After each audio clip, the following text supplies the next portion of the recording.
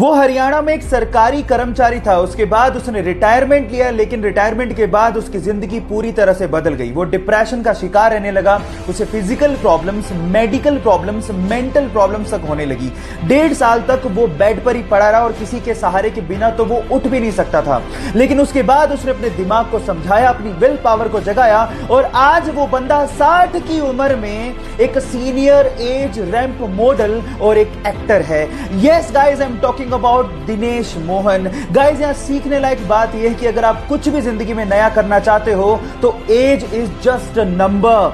उम्र की रखिया, स्पिरिट होनी चाहिए। जब आप छोटे बच्चे थे तो आप क्या करते थे? चलो छोड़ो, इस बच्चे की सुनो। जब 1 साल का था तब से वो ब्रूस ली की मूवीज देख रहा है। अपनी टाइमिंग ब्रूस ली के जैसा करने के लिए उसने ब्रूस ली की सारी मूवीज चार्ट डाली और 4 साल की उम्र तक आते आते उसने ब्रूस ली के सारे स्टंट सीख लिए। और आज वो लड़का अपने अंगूठे पे पुशअप करता है, अपनी हाथ की एक उंगली पे प्रेसअप करता है, अपनी मुट्ठियों पे चलता है और ब्रूस ली के जैसे सारे किकिंग स्टाइल करता है। और आज गाइस वो लड़का इंस्टाग्राम, फेसबुक, यूट्यूब पे छाया हुआ है। यस गाइस, उसका नाम है रेवसे इमाई, जिसे आज लोग छोटा ब्रूस ली भी कहते हैं। वो तो अपने डेडिकेशन के बलबूते पर अपने आइडियल के जैसा बन गया। आप किसके जैसा बनना चाहते हैं? चैट सेक्शन में लिखना मत भूलिएगा।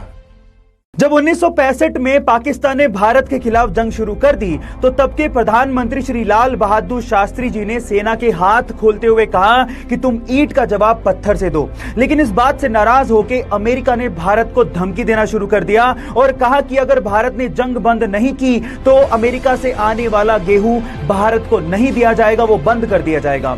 इस बात से लाल बहादुर शास्त्री जी ने सबसे पहले अपने रसोइये को कहा कि तुम अब से सिर्फ एक ही वक्त का खाना बनाओगे और उसके बाद देशवासियों से अपील की कि वो अब एक ही वक्त का खाना खाएं, क्योंकि हम लोग एक वक्त का खाना खा लेंगे लेकिन यूएस की धमकियों के आगे झुकेंगे नहीं। हरित क्रांति उसके बाद उन्होंने देश में शुरू की। जय जवान जय किसान का नारा देने वाले इस भारत के सपूत लाल बहादुर शास्त्री जी को मेरा सलाम। आपके प्यार की हद कितनी है? आंसर देने से पहले कहानी जरूर सुन लेना। यह बात 1970 की, जब स्वीडन से एक टूरिस्ट से एक इंडियन आर्टिस्ट को पहली नजर में प्यार हो गया। उसके बाद वो एक दूसरे को डेट करने लगे और फिर शादी हो गई। लेकिन कुछ कारणों की वजह से उस लड़की को वापस अपने देश लौटना पड़ा। लेकिन उस लड़के ने कहा था कि हम लोग एक दिन फिर से मिलेंगे।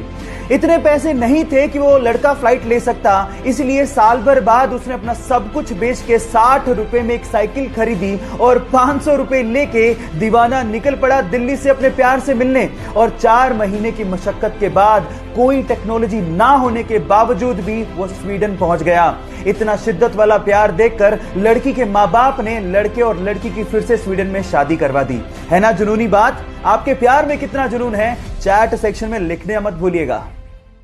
14 मार्च इतिहास का सबसे रहस्यमय डेट है। अब ऐसा क्यों? क्योंकि इसी दिन एक महान वैज्ञानिक अल्बर्ट आइंस्टाइन का जन्म हुआ था और इसी दिन एक महान वैज्ञानिक स्टीफन हॉकिंग्स की मृत्यु हुई थी। अब आप लोग कहेंगे कि इसमें क्या खास बात है? खास बात है क्योंकि 14 मार्च को ही 1:59 पे हम लोग पाई डे बनाते हैं। अब पाई क्या है? पाई एक रहस्यमयी गणित का नंबर है जिसके बिना स्पेस और साइंस की बहुत सारी डिस्कवरीज अधूरी हैं। अब आप नंबर पे गौर करिएगा। मार्च तीसरा महीना, उसके बाद डेट है 14 और टाइम है 1:59, यानी कि 3.14159। आपने पाई का वैल्यू दशमलव के बाद 5 स्थानों तक याद कर लिया। इससे रहस्यमयी और मोटिवेटिंग चीज क्या हो सकती है? क्या आपने कभी सोचा है कि अगर कभी प्रलय आ गई या फिर न्यूक्लियर वॉर हो गया तो इस धरती का क्या होगा? क्या हम इसे फिर से रहने लायक बना पाएंगे? तो रुक जाइए, इसका इंतजाम हो चुका है। आर्कटिक महासागर के दूर दराज के एक द्वीप पर बहुत ही सुरक्षित तहखाना बनाया गया है और यह दुनिया का सबसे बड़ा बीज संग्रहालय भी है, जहां पर 25 करोड़ से ज्यादा फसलों और उसकी प्रजातियों को संग्रहित किया गया है।